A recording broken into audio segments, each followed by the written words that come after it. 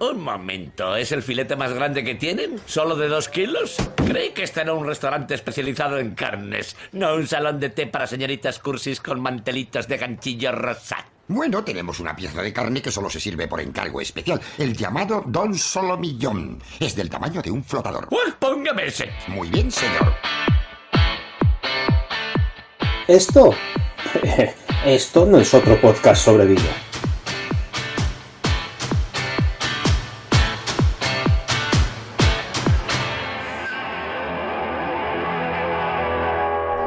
Hola, hola.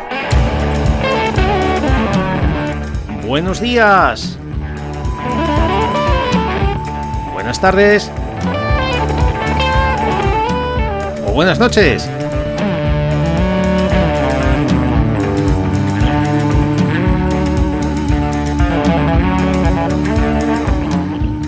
Este es el 16º episodio de...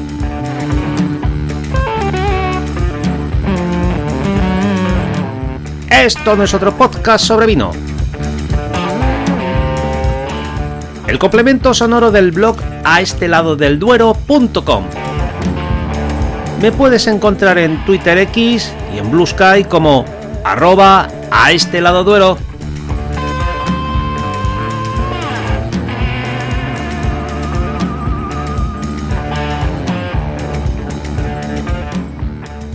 La falacia francesa. Perdona, has dicho falacia, ¿verdad? Sí, ¿por qué? ¿No se me ha entendido bien? No, deja. Es que yo había entendido otra cosa. Bueno, pues nada, para que no queden dudas, repito. La falacia francesa.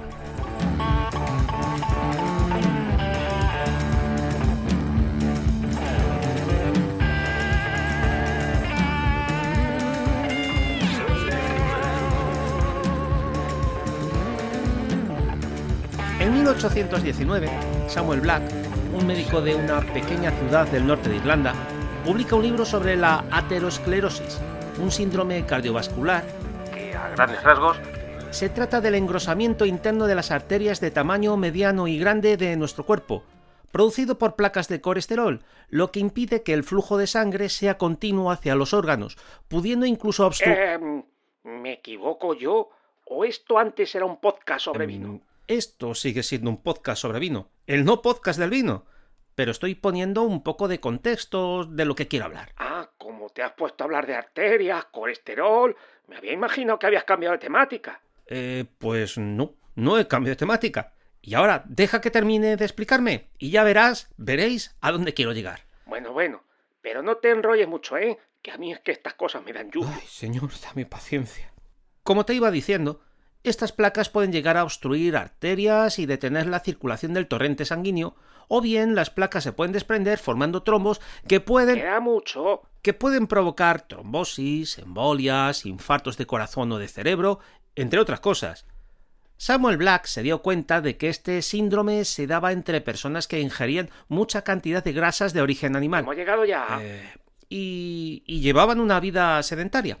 Pero Samuel se sorprendió que en Francia, a pesar de que también se consumían más o menos la misma cantidad de grasas de origen animal... Me comía yo ahora un croissant. Basta. Pero tenían menos muertes provocadas por este síndrome. Concluyó que la única diferencia entre la dieta irlandesa y la francesa era el alto consumo de vino por parte de los franceses. Casi 175 años después, en 1991, el científico francés Serge Renaud... No, se dice... Serge Renaud. Estás hoy tiquismiquis, ¿eh? Es que todavía no estás hablando de vino. Me aburro. Bueno, pues no te preocupes que ya casi he terminado, ¿eh? Y tardaría menos si te callaras. Así que... ¿Ves qué guapo estás cuando te callas? Bueno, pues te decía que... Serge Renaud publicó un estudio en 1991 basado en las conclusiones a las que había llegado Samuel Black y otros estudios científicos franceses desde la década de los 70 del siglo XX, en los que se constataba que los franceses, en general, sufrían menos enfermedades vasculares a pesar de tener una dieta rica en grasas animales, y apuntaba la posibilidad de que el vino, bebido de una forma moderada, ¡Hombre, ya! compensaba los efectos perniciosos de las grasas animales, dado que se había demostrado que el vino contenía resveratrol, polifenoles, antioxidantes que ayudaban a prevenir estas enfermedades. A esto se le llamó la paradoja francesa. Ese mismo año, la CBS en Estados Unidos emitió un documental sobre los estudios de Serge Renaud, en el que se abundaba sobre las virtudes del vino de la dieta francesa y curiosamente, la venta de vino en Estados Unidos aumentó entre un 40 y un 50% ese mismo año. A partir de este momento se han hecho, y se siguen haciendo a día de hoy, multitud de estudios en los que se trata de convencer a la sociedad de que el consumo moderado de vino tiene efectos beneficiosos para la salud. Yo no soy médico, ni tengo muchos conocimientos sobre medicina, pero sí que me he leído unos cuantos de estos estudios que ratifican las bondades del vino, y lo mejor que se puede decir de muchos de ellos es que les faltan estudios complementarios que corroboren los resultados. Vamos, que mienten más que hablan. Volvamos al principio. Samuel Black en su libro... ¿Otra vez vas a hablar del médico ese? A ver, tengo dos noticias para ti. La primera es que se me ha acabado la cinta americana. ¡Bien! La segunda es que tengo una grapadora neumática de esas que sirven para coser listones de madera. No sé si pillas por dónde voy. ¡Hasta luego, Luca! Bien, como iba diciendo, Samuel Black apuntaba que el vino pudiera ser una de las causas por las cuales los franceses tienen menos enfermedades cardiovasculares. Pero en su libro también decía qué personas eran las menos propensas a sufrir estas enfermedades.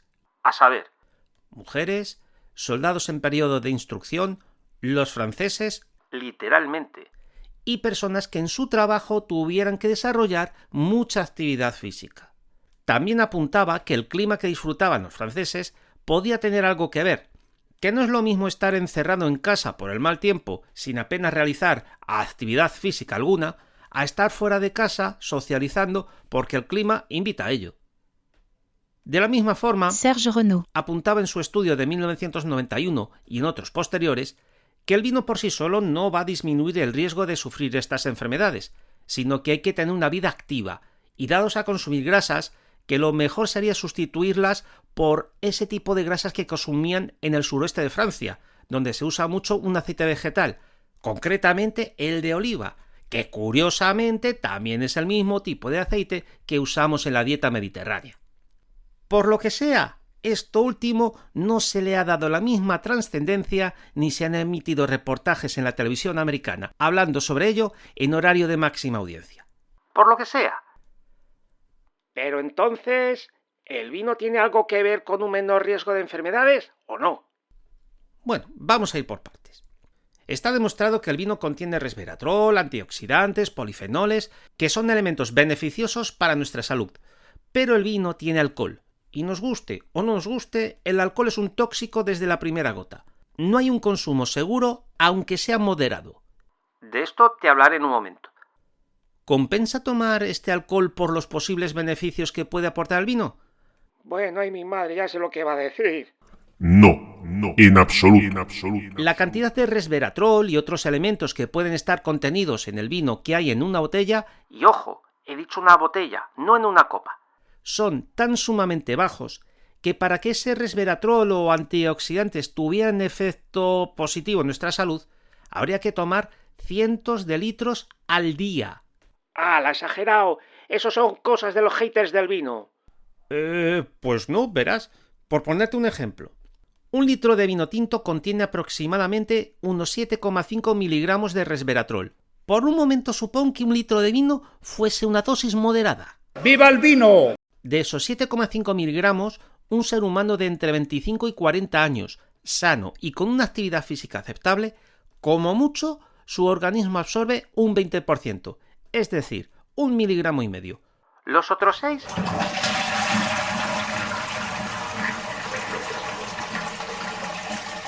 terminan en el váter. Una dosis mínima de resveratrol para que tenga un efecto sensiblemente saludable está entre los 30 y 90 miligramos al día, es decir, entre 20 y 60 litros de vino diarios. ¡Joder! Con eso nos quitamos los excedentes en 3 patas. Para que te hagas una idea, Los complementos dietéticos de resveratrol se venden en dosis de entre 250 y 3.000 miligramos, y su efectividad no es mucho mejor que la del vino. Y un dato más. Varios estudios clínicos con pacientes con cáncer indican que una dosis de resveratrol óptima para ayudar a combatirlo cuando ya está en tratamiento, la dosis debería de ser de 1.000 miligramos diarios, o lo que es lo mismo, 667 litros de vino al día. Si quieres hincharte a resveratrol, polifenoles y demás, es mucho más beneficioso y barato que te comas 3 piezas de frutas al día, sobre todo si son de color rojo o morado. Y ahora vamos con eso del consumo moderado, verás. Verás, ven, tonto, ven. Tanto el estudio de Renault como todos los posteriores dicen que como mucho bebas 1 o 2 copas de vino al día. Y copas cortitas, de 100 mililitros raspadillos. Pero eso solo es válido si eres un hombre joven, sano y en plena forma. Para todos los demás, agüita. A poco que tengas 3 amigos que beban alcohol, ya sabes que cada persona es un mundo, y hay gente que con 2 sorbos de vino ya están piripis y otros se calzan media botella de toro y están tan frescos. Es decir, que cada persona su moderación puede ser 1, 3 o directamente ninguna copa de vino. Pero es que además, esta moderación depende de muchísimos factores. Tu sexo, tu estado de salud, tu edad, tu estado físico, si es de día, si es de noche, si estás comiendo, incluso lo que estás comiendo. Es que no existe una moderación estándar, ni siquiera individual. El vino tiene alcohol y debido al cambio climático cada vez tiene más. No me quiero extender mucho más allá porque posiblemente dedique, no sé si un episodio, un corto, sobre cómo se percibe el alcohol en el mundo del vino. Creo que no se le está dando la importancia que tiene.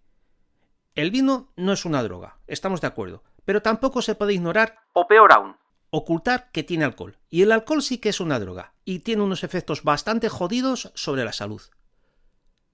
Samuel Black, otra vez vas a volverte al siglo XIX, hombre de Dios. ¿te acuerdas de mi grapadora neumática? Joder, desde luego lleva fatal la crítica constructiva, ¿eh? No, solo las que no tienen fundamento. Samuel Black no apuntaba directamente al vino como único responsable del bajo índice de enfermedades vasculares en la Francia de su siglo. No tenía los medios ni los conocimientos científicos como para poderlo investigar más a fondo. Samuel usó su intuición, usó la lógica, pensó qué es lo que diferenciaba entre estilos y costumbres entre la Irlanda de su tiempo y Francia. Y lo más lógico, lo más obvio era en aquel momento concluir que era tanto por el vino, como por la dieta, como por la actividad física, y realmente nos estaba equivocando demasiado. Por otro lado, Serge Renault. se ha servido del conocimiento científico de finales del siglo XX para llegar a sus conclusiones, y éstas pasaban no solo por el vino, sino que apuntaba a una dieta en la que se sustituía grasas animales por grasas vegetales y además realizar una actividad física elevada. No es demasiado sorprendente que en su conclusión sobre el vino francés se deslizara un poco de chauvinismo. Al fin y al cabo es francés, mes amis. En cualquier caso, la conclusión de ambos es muy similar y a día de hoy sigue siendo válida.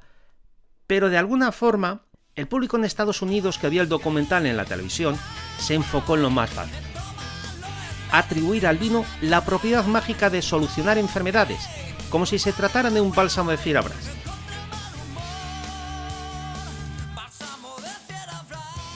Hombre, es que es mucho más barato comprar 1 litro de vino que quitarse de dietas grasientas, ponerse a hacer ejercicio.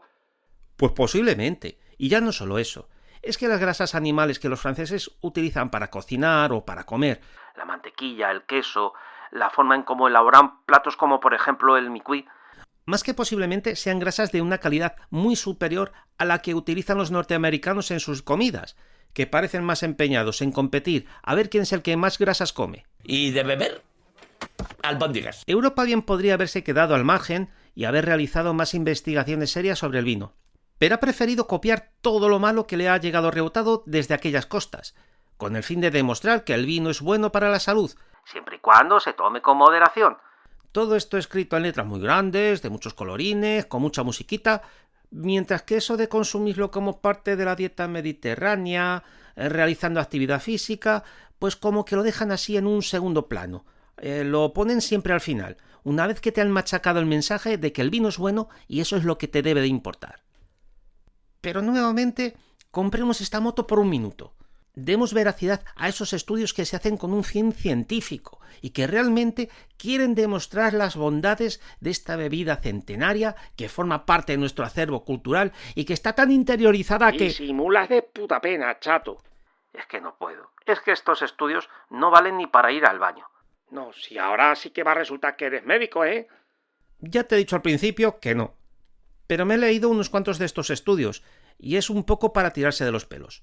Muchos de ellos utilizan para estos ensayos vino, sí, pero son vinos que los desalcoholizan.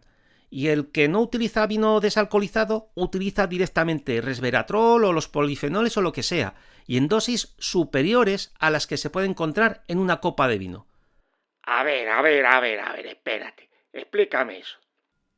Hay experimentos in vitro sobre células humanas o experimentos con ratones de laboratorio a los que se les dopa con resveratrol o polifenoles, y al final del estudio se obtiene un resultado que normalmente es positivo.